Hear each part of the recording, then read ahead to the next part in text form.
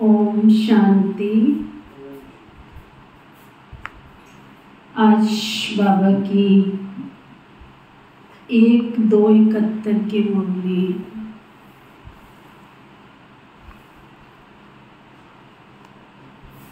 ताज तिलक और तख्त नशीन बनने की विधि। बाबा आज ताज तिलक और तख्त नशीन बनने की विधि बता रहे हैं। बाप दादा सभी बच्चों को देख हर्षित हो रहे हैं, क्योंकि हर एक को नंबरवार ताज व तख्त नशीन देख रहे हैं। सभी बाबा के बच्चे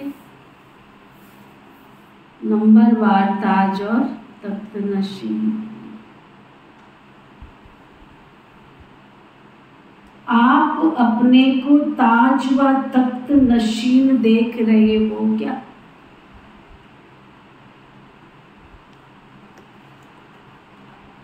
कितने प्रकार के ताज हैं और कितने प्रकार के तख्त हैं?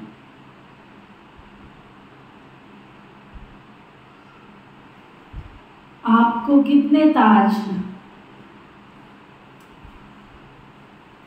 कितने? बाबा के सामने जो बैठे हैं बच्चे, 21 जन्मों के 21 ताज। अभी कोई ताज है कि सिर्फ 21 ताज ही दिखाई देते हैं? बाबा पूछ रहे।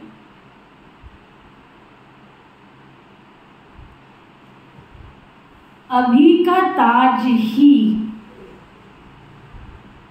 अनेक ताज धारण कराता है। तो अब अपने को ताजधारी देखते हो?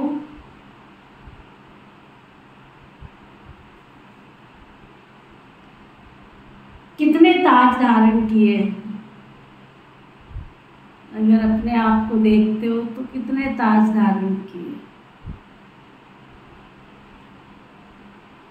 तो बाबा के सामने जो बैठे हैं कहते हैं अनगिनत। पांडव सेना को कितने ताज हैं? किसी ने कहा 2। शक्तियों को अनेक और पांडवों के 2। अगर अभी ताज धारण नहीं करेंगे तो भविष्य के ताज भी कैसे मिलेंगे?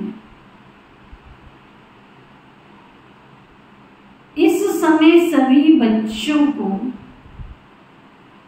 ताज व तख्त नशीन बनाते। तख्त नशीन अगर है तो ताजधारी भी होंगे। अगर यहाँ पर तख्त धारण किया तो ताजधारी भी बनेंगे। हाँ, बाबा का दिल तख्त, जिम्मेवारियों का ताज। बाबा के घर की हम जिम्मेवारी कितनी निभा रहे हैं? प्यूरिटी का ताज, पवित्रता कितनी है, जिम्मेवारी का ताज।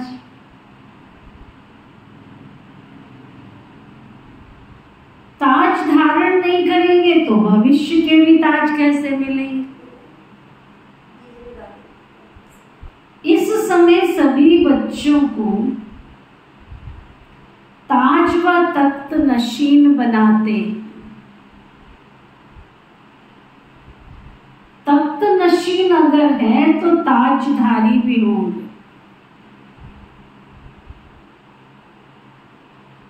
तो तख्त कितने प्रकार के हैं? बाबा कह रहे हैं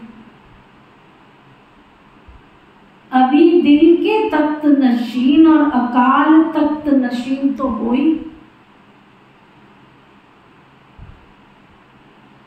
जैसे अकाल तख्त नशीन हो तो प्यूरिटी की लाइट का ताज भी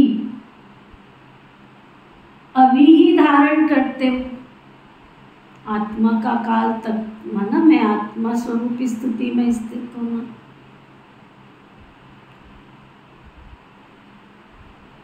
और दिल के तख्त नशीन होने से, सेवाधारी बनने से जिम्मेवारी का ताज धारण करते हो। तो अब हरेक अपने आप को देखे कि दोनों ही तख्त नशीन और दोनों ही ताजधारी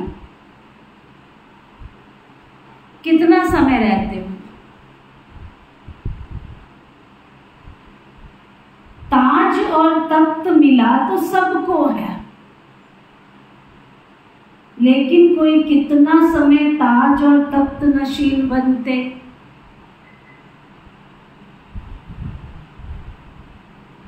ये हरेक का अपना पुरुषार्थ।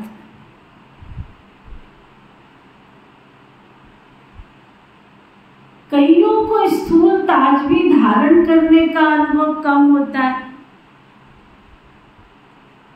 तो बार बार उतार देते हैं।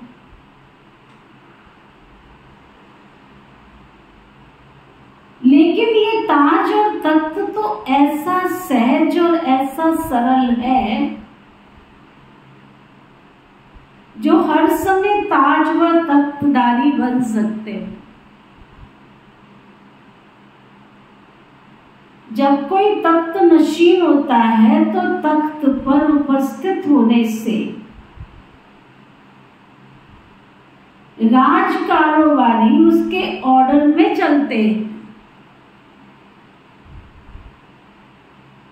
कितना विधि का विधान है ना। जैसे ही कोई तख्त पर बैठता है, ताजपोशी होती है, सब उसके अंदर चलना प्रारंभ कर देते हैं, सलामी भरना शुरू कर देते हैं, हार पहनाना शुरू कर देते हैं। सामने वाला कहता उठ तो उठते, सामने वाला कहता बैठ तो बैठते। जब कोई तख्त नशीन होता है तो तख्त पर उपस्थित होने से राज कारोबारी उसके ऑर्डर से चलते हैं। अगर तख्त छोड़ते हैं तो वही कारोबारी उसके ऑर्डर में नहीं चलते। जैसे ही सीट से उतरा कौन पूछता है उससे। अगर तख्त छोड़ते हैं तो कारोबारी उसके ऑर्डर में नहीं चलेंगे। तो ऐसे आप जब ताज व तख्त छोड़ देते हो तो ये कर्म इंद्रियां आपका ही ऑर्डर नहीं सुनती। जब तख्त नशीन होते हो तो यही कर्म इंद्रियां जी हजूर करती। इसलिए सदैव यही ध्यान रखो कि ये ताज व तख्त कभी छूटे नहीं। अपना ताज व तख्त नशीन का संपूर्ण चित्र सदैव याद रखो। उनको याद रखने से अनेक चित्र जो बन जाते हैं ना, वह नहीं बनेंगे। एक दिन के अंदर ही हरेक के भिन्न भिन्न रूप बदलने का चित्र दिखाई देते। तो अपना एक संपूर्ण चित्र सामने रखो। 24 घंटे में 24 रूप बदलते हो। मुझे याद है बाबा की मुरली चली जगदीश भाई जी ने एक किताब लिखा, 16 कला और 16 मूड।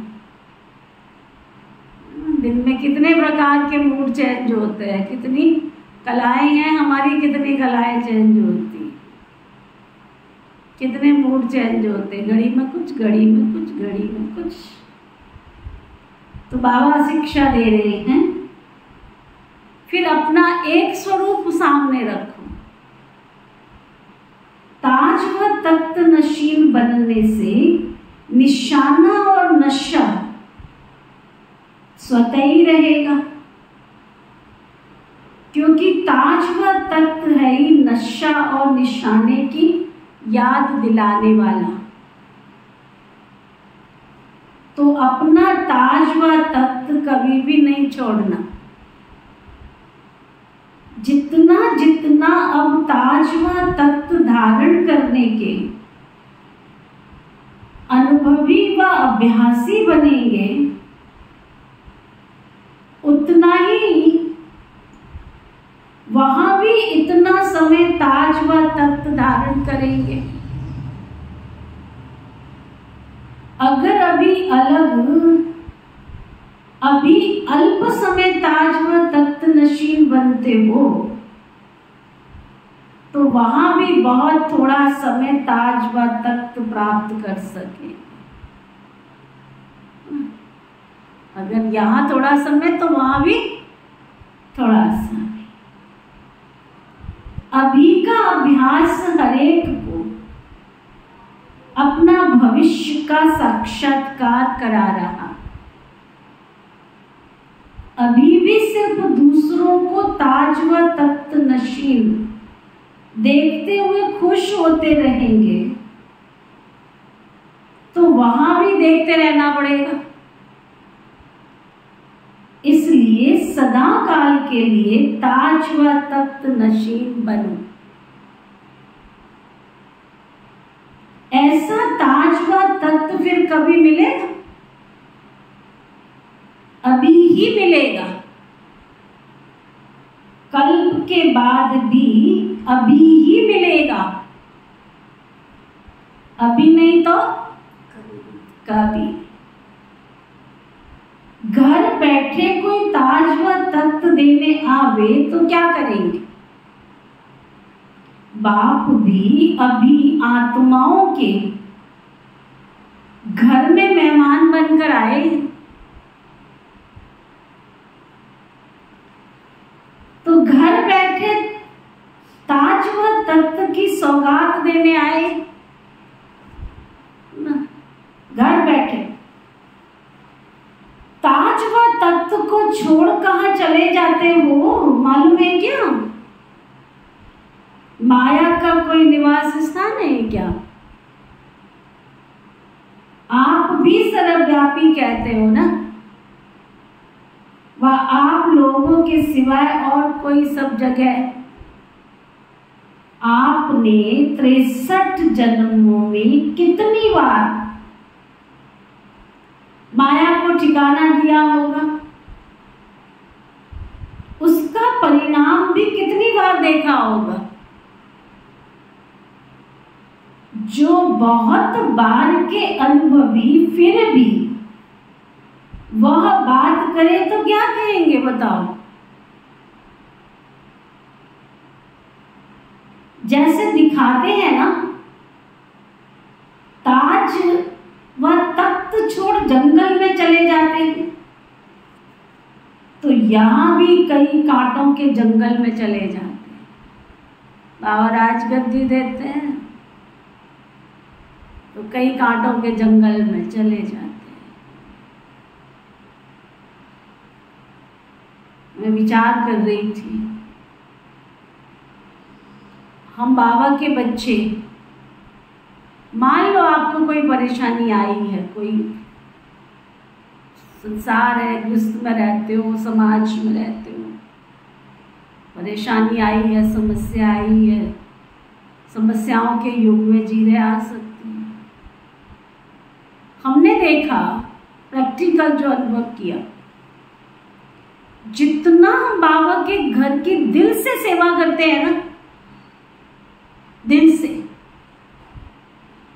परेशानी में कैसे मिसला, आपके पास धन की कमी आ गई है, मान लो आपकी रोजी रोटी का गुजारा नहीं हो रहा, मान लो, यही समस्याएं होती है घर में मोस्टली। और क्या होती है? आपको रहने की छाया नहीं मिल रही है, यही परेशानी होती है। लेकिन यदि बाबा के घर की दिल से आपने सेवा की है, तो बाबा उसका ऋण कभी भी नहीं रखता। लेकिन अगर बाबा के घर को छोड़कर तुम उन चीजों के पीछे भागोगे तो बाबा का घर जरूर छूट जाएगा तुमसे। ये देख लेना। माया क्या करती है, चोर क्या करता है, पहले जंगल में ले जाता है ना, है ना। तो माया भी पहले भगवान के घर से छुड़ाती है तुमको, प्रलोभन देती है, मैं तुम्हें यहाँ पे दूंगी, तुम्हें ये दूंगी, वो दूंगी। जब लंदन का वो बन रहा था ना, वो रिट्रीट सेंटर, है ना, तो उस समय जब बन के तैयार हुआ, तो जब बन रहा था उस समय पे वहां पर एक साधारण सा व्यक्ति था, साधारण सा कारपेंटर था, पता नहीं कौन सा था, क्या था। तो उसके पास कुछ भी नहीं था, लेकिन उसने अपनी जीवन की जो आजीविका थी, कितने पाउंड्स का मुझे पूरी तरह से पता नहीं है, लेकिन वहां की जो भी उसकी इनकम थी उसके हिसाब से उसके पास जो कुछ था, तो उसने कुछ हिस्सा रख के सारा हिस्सा बाबा के घर में दे दिया। जब वो रिट्रीट सेंटर जो भी बन रहा था वहां, तो उसको संकल्प आया कि ये भी मैं क्यों रख रहा हूं, जब मुझे जरूरत होगी बाबा दे देगा, क्यों रख रहा हूं मैं। तो उसने वो भी दे दिया। ठीक है, आई बात गई बात, ठीक है। बाबा का जो रिट्रीट सेंटर बनना था, जो भी कारोबार होने थे होते गए, वो अपने रास्ते, वो अपने रास्ते। जब वो बन के तैयार हुआ तो फिर विचार आया, इसको कौन संभालेगा, कोई मुकर्रर किया जाएगा बंदा, कोई तो चाहिए। तो ढूंढा गया, उस व्यक्ति को बुलाया, सुना, सारी बातचीत हुई, उसको बुलाया, कौन संभालेगा, कैसे संभालेगा, क्या। तो इतना बड़ा रिट्रीट सेंटर, कितने कमरे, कितने ताले, कितनी चाबियां। तो दादी जानकी जी ने बुलाया और बुला करके वो जो थैला था ना चाबियों का, वो उसके हाथ में थाम दिया कि आज से तुम इस घर के मालिक हो और तुमने इस घर को संभालना।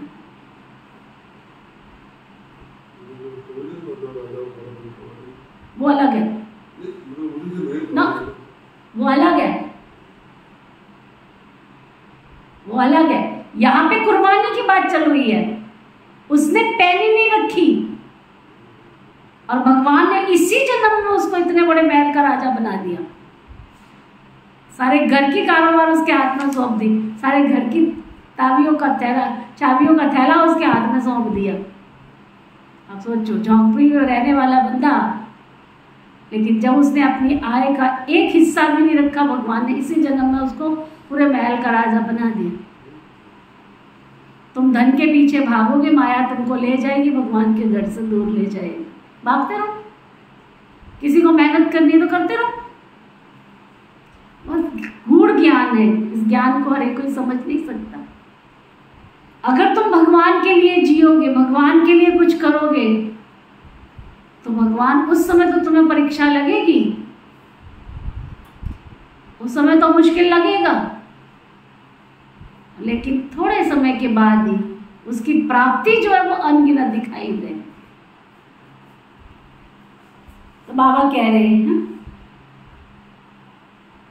जैसे दिखाते हैं ना ताज व तख्त छोड़ जंगल में चले जाते हैं, तो यहां भी कांटों के जंगल में चले जाते हैं।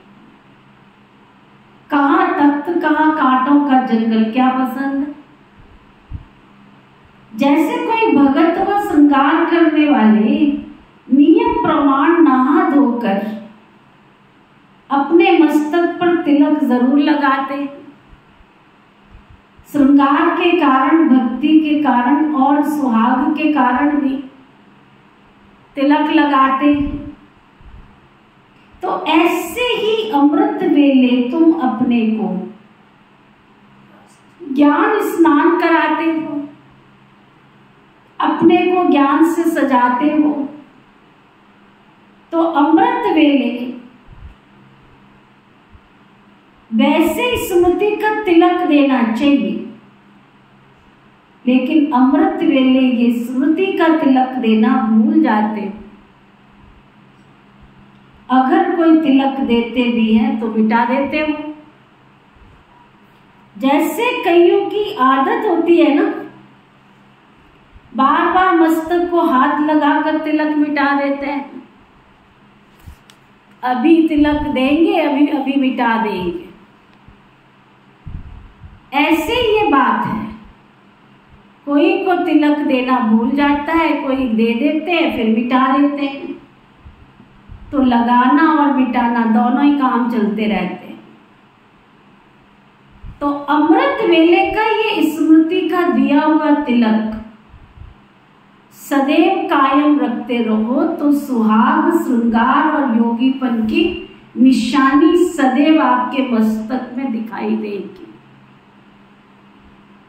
जैसे भक्तों का तिलक देख के समझते हैं ये भगत है, इसी प्रकार आपकी स्मृति का तिलक इतना स्पष्ट सभी को दिखाई देगा जो झट महसूस करेंगे कि ये योगी तू आत्मा है। तो तिलक, ताज और तख्त सभी कायम रख, तिलक को मिटाओ नहीं।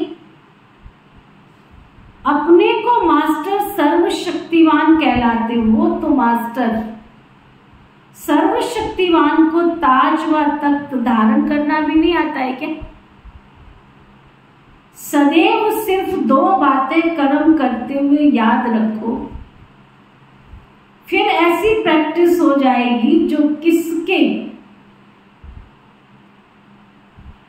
मन में आए हुए संकल्प को भी ऐसे कैच करेंगे जैसे मुख से की हुई बात सरल रीति से कैच कर सकते। वैसे ही मन के संकल्प को सहज ही कैच करेंगे, लेकिन ये तब होगा जब समानता के नजदीक आएंगे। एक दो के स्वभाव में भी अगर कोई समानता होती है ना, तो उनके भाव को सहज समझ सकते हैं। तो ये भी बाप की समानता की समीप जाने से मन के संकल्प ऐसे कैच कर सकेंगे जैसे मुख और वाणी के द्वारा, है ना। बाबा की जितने समीप जाएंगे बाबा की एक एक बात को बहुत अच्छी तरह कैच कर सकेंगे। इसके लिए सिर्फ अपने संकल्पों की मिक्सचरिटी नहीं होनी चाहिए, संकल्पों के ऊपर कंट्रोलिंग पावर होना जरूरी है।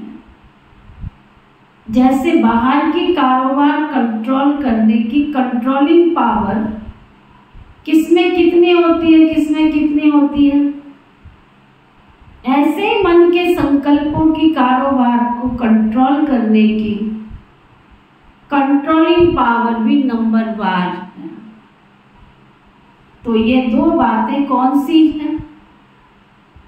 एक तो सदैव ये स्मृति में रखो कि मैं हर समय, हर सेकंड, हर कर्म करते हुए स्टेज पर हूं।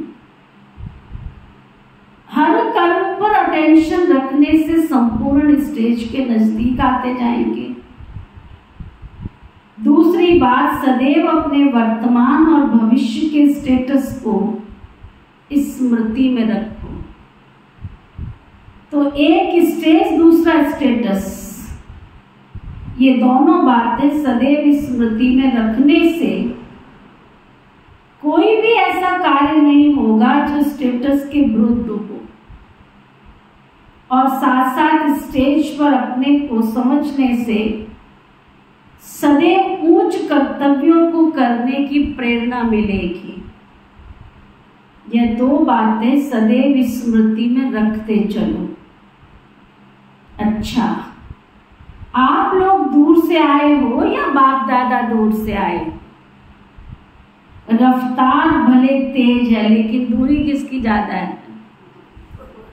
आप लोग सफर करके आए हो, बाप दादा भी सफर करके आए, इसलिए दोनों ही सफर वाले हैं। सिर्फ आपके सफर में थकावट है और इस सफर में अथक है। मधुबन निवासी बनना ये भी ड्रामा के अंदर बहुत बहुत सौभाग्य की निशानी है, क्योंकि मधुबन है ही वरदान भूमि। तो वरदान भूमि पर आए हो, वह है मेहनत की भूमि ये है वरदान की भूमि। तो वरदान भूमि पर आकर वरदाता से व वरदाता द्वारा निमित्त बनी हुई आत्माओं से जितना जो वरदान लेने चाहे वो ले सकते हो। निमित्त बनी हुई श्रेष्ठ आत्माओं से वरदान कैसे लेंगे, ये हिसाब जानते हो क्या? मधुबन में वरदान मिलता है, वायुमंडल में पवित्र चरित्र भूमि में वरदान तो भरा हुआ है ना, लेकिन निमित्त बनी हुई श्रेष्ठ आत्माओं से वरदान कैसे लेंगे? वरदान में मेहनत कम होती है। जैसे मंदिर में पंडित यात्रियों को वरदान दिलाने देवियों के सामने ले जाते हैं ना, तो आप भी पंडित हो, यात्रियों को वरदान कैसे दिलाएंगे? वरदान लेने का साधन कौन सा है? श्रेष्ठ आत्माओं द्वारा वरदान इसलिए मिलता है जो निमित्त बने हुए होने के कारण उनके हर कर्म को देखकर फिर सबको सहज प्रेरणा मिलती है। कोई भी चीज जब साकार में देखी जाती है तो जल्दी ग्रहण कर सकते हैं। बुद्धि में सोचने की बात देरी से ग्रहण होती है। यहाँ भी साकार रूप में जिन्होंने साकार को देखा उनको याद करना सहज है, और बिंदी रूप को याद करना जरा मुश्किल। इसी रीति जो निमित्त बनी हुई श्रेष्ठ आत्माएं हैं, उनकी सर्विस, उनका त्याग, उनका स्नेह, सर्व के सहयोगीपन का प्रैक्टिकल कर्म देखते हुए जो प्रेरणा मिलती है वो वरदान के रूप में सहज ही प्राप्त हो जाती है। तो मधुबन वरदाता की भूमि में आकर हर एक श्रेष्ठ आत्माओं द्वारा सहज कर्म योगी बनने का वरदान प्राप्त करके ही जाना, क्योंकि आप लोग भी सिर्फ मुश्किल बात यही बताते हो ना कि कर्म करते हुए स्मृति में रहना मुश्किल है। तो निमित्त बनी हुई आत्माओं को कर्म करते हुए इन गुणों को धारण में करते हुए देखते हुए सहज कर्म योगी बनने की प्रेरणा मिलती है। तो उन एक भी वरदान को यहाँ से छोड़कर नहीं जाना। सर्व वरदान प्राप्त करते करते स्वयं भी मास्टर वरदाता बन जाएंगे।